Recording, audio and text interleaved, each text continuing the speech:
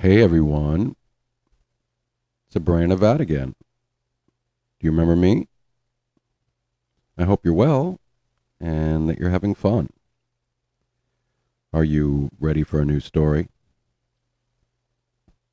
As for me, I've decided to go back to my roots, my origins on this channel, back to storytelling, educating, and writing again, and back to science and philosophy, and aspects of the human project and the human drama that I think are the most fascinating.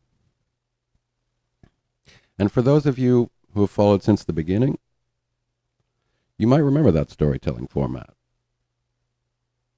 But I warn you in advance, we're going to go deep down the rabbit hole.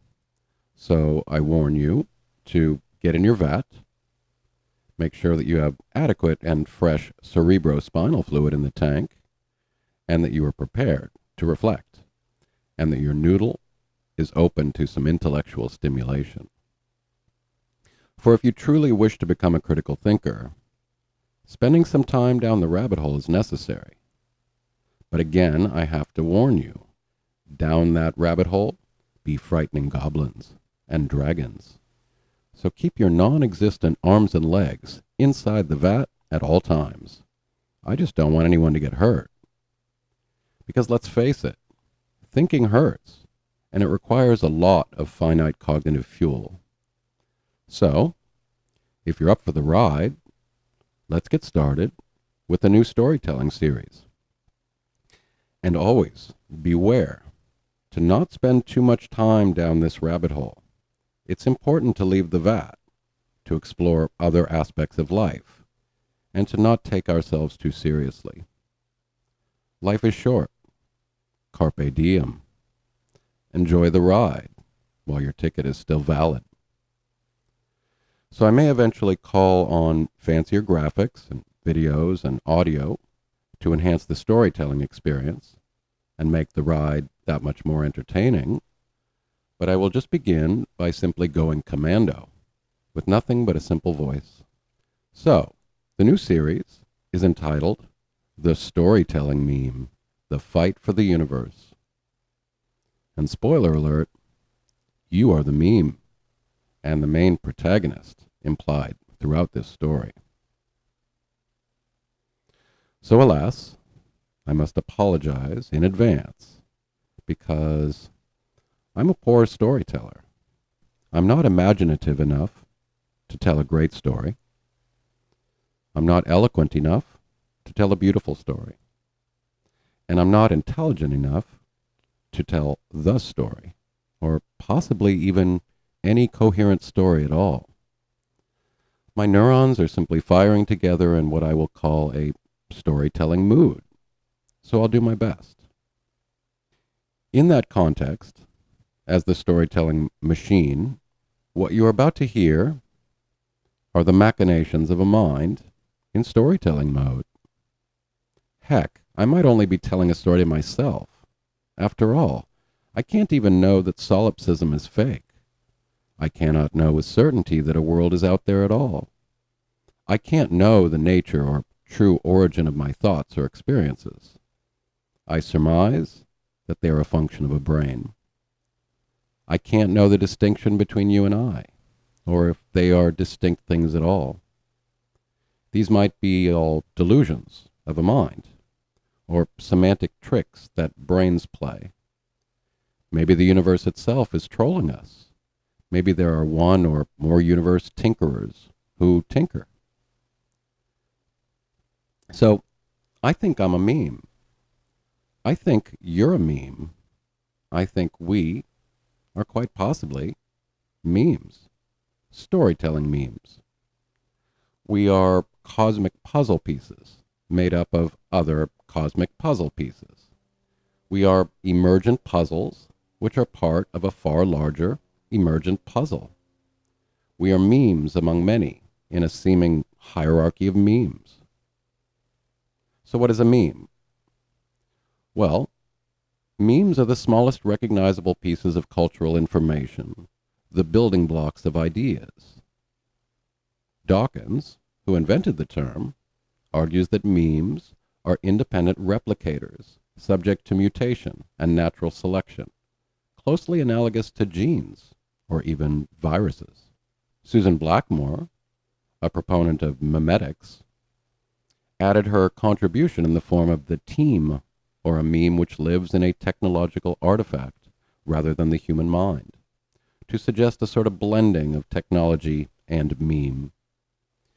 And maybe it's memes all the way down and not turtles at all. Is there a beam, a higher order of combinations of memes that become a story, told by an agent capable of telling stories? Is there a lower order of meme, like a rock, that cannot tell stories at all, but nonetheless has information to share? Is there maybe, at the bottom, a peme, where the phenomena of physics, in the form of energy and matter, tell a story and share information? Is the universe itself just a sort of replicator, a very special storyteller? Are humans then the emergent handmaidens, afforded the benefits of intelligence, language, and consciousness, who do the heavy lifting of trying to tell all these stories? Sagan famously taught us that we are stardust, that we are the universe made conscious, capable of reflecting on itself, like so many photons providing light on an otherwise dark room. We are storytelling replicators. We are the vehicles by which ideas transmit themselves from one brain to another. We are the means through which a universe can tell its story. Whether there is a more fundamental storyteller, hiding deep below, or high above, is currently and possibly forever unknowable. I am certainly incapable of telling that story. I'm but an infinitesimally small, tiny puzzle piece in a complex matrix of storytelling memes and non-storytelling memes. I'm a certain type of information replicator. In that context, then, as the only storytelling machine in the known universe, do you think the universe approves of its story being told by us? Are we worthy of that monumental Herculean task?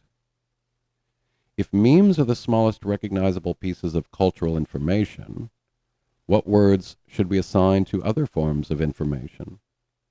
Surely a cork is telling a story in that it provides information. Surely that would suggest then that an atom has a story, as does a molecule, a cell, and yes, even our lonely rock. Are these subordinate or sub-memes? If there is a singular and comprehensive story to be told, is that then a super or supra-meme? If we could collect all the puzzle pieces and understand them all as parts of a story struggling to convey information, can we combine them all to reveal what the puzzle is? What the puzzle is trying to tell us about the nature of reality and our place in it? Or is the universe at odds with itself, also struggling to understand its identity in the same way that we are? If memes are akin to viruses or genes, do they care which story is told besides their own? Is the universe just a platform or a theater for competing stories? Maybe there is a cosmic fight for the universe, and the best story wins, even at the expense of the truest story, if that even makes any Platonic sense at all. I don't know if there is a true story, and I certainly can't claim to know what a universe wants, if it is susceptible to wanting, or even is at all. Perhaps a universe is like Thunderdome, simply a stage for memes and stories to duke it out, an epic entertainment forum like the Colosseum or the Jerry Springer Show. So in this series, I'm going to try to tell stories about what the universe might want to say if a universe could tell its own story. And at the bottom, this story should say something about the nature or ontology of the universe.